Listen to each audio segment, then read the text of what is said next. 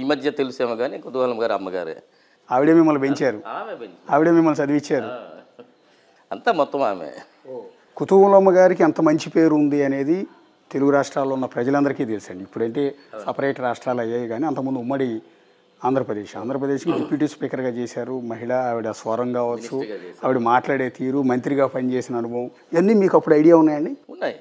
నాకు అసలుకి ఫస్ట్ ఎలక్షన్కి నేను 9th క్లాస్ ఏమో, కానీ రెండో ఎలక్షన్ నుంచి నేను అన్నిట్లో పాల్గొన్నాను. 85 ఎలక్షన్ ఫస్ట్ ఎలక్షను. అంటే నాకు చైర్మన్ దగ్గర నుంచి కూడా అమ్మ నా రాజకీయాలు అమ్మతో పాటే వచ్చి నేను అప్పుడు పెద్దవాళ్ళతో కలవడం, అప్పటి నుంచే నేను అప్పుడు 7th క్లాసు చైర్మన్ అయినప్పుడు అప్పటి నుంచే నాకు రాజకీయాలు ఇది ఉంది. తర్వాత అమ్మ 89 ఎలక్షన్ నుంచి పూర్తిగా నాకు అవగాహన ఉంది.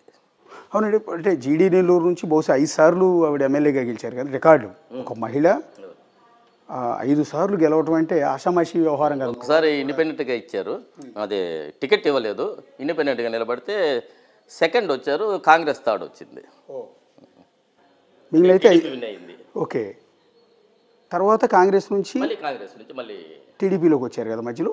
మళ్ళీ మొన్న అంటే డివైడ్ అయిన తర్వాత, స్టేట్ డివైడ్ అయిన తర్వాత ఇంకా కాంగ్రెస్ లేదని ఉద్దేశంకి వచ్చి ఇంకా సరే అప్పుడున్న ఈక్వేషన్స్ని బట్టి ఇంకా ఇటు వచ్చారు టీడీపీలోకి. ఈ టీడీపీ నుంచి మళ్ళీ ఏమైనా పోటీ చేశారండి?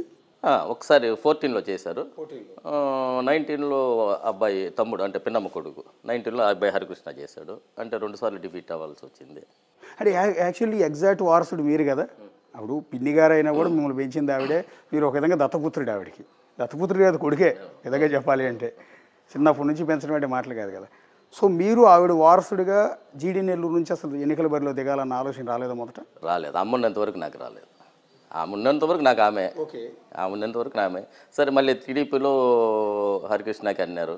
ఓకే, నాకు ఆ మాట వినాలి కదా నేను. హరికృష్ణ గారు ఏమవుతారండి? కొడుకు.